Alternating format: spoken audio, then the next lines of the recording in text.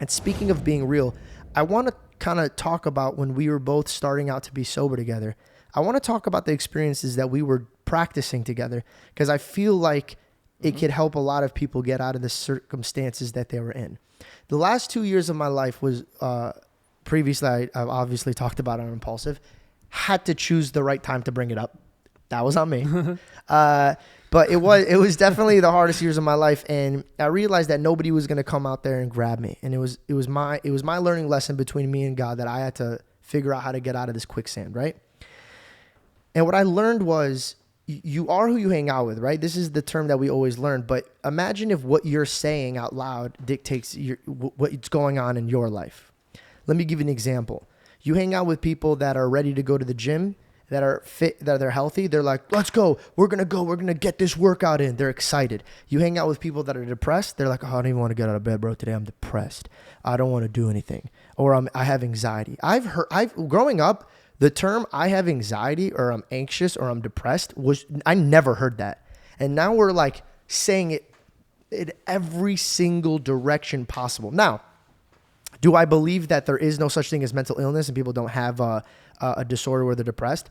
I don't know anything about that. I'm just talking about my life. And my life I was a very happy human until I started telling people I'm anxious, I'm depressed.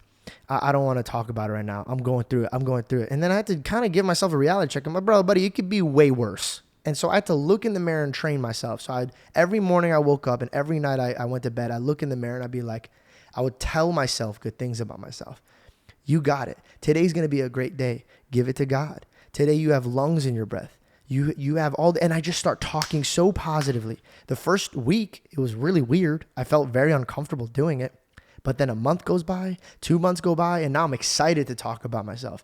And I didn't tell anybody I was doing this, but I'm noticing the people around me coming up to me like, you're different. Why are you so excited about this? Why are you so happy? I realized that things are not bothering you.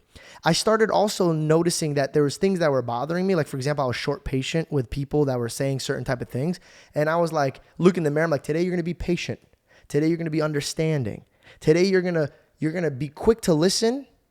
And you're going to be very quick to just keep your mouth shut and just hear the mountain talk, right? So I started talking these things. Me and you came over. It was in my heart to have you come over, and you were telling me this is what I'm addicted to and this is this. But I listened to your verbiage because I think it starts with your verbiage.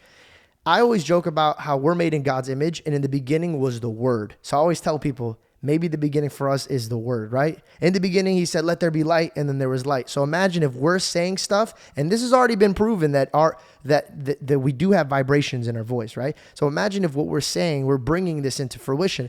So when you came over, you're like, dude, I can't stop smoking weed. I can't stop smoking weed. I'm so addicted. I can't get over this. Oh, I need marijuana. So what did I say? I said, get on your bike. So me and him, 2 times a day, one in the daytime and one at nighttime. We would ride our bikes next to this college, and I would have you say out loud, I don't want weed. And at first you were uncomfortable with it. And then all of a sudden you would say it, and then you start believing it. And the next day, and the next day, and the next day, you would wake up, you're like, hey, guess what I don't want? And then we would laugh about it. We'd be in the stores, be like, wait, buddy, what do we not want? And we're like, marijuana. And then I realized by the second week, it was easy, and we were believing it. So be careful what you say out loud about yourself. Be careful what you're putting out there, because you are putting the standard of what people are going to treat you and how you're going to treat yourself. And it's crazy. It's everything. It's like relationships. It's like family struggles, friend struggles, relationship struggles, drug addiction. It's all relative. All of it. All right. If you guys liked that clip, go ahead and hit that link in my description and watch the full podcast. You will not regret it. Thanks for your support. Love you.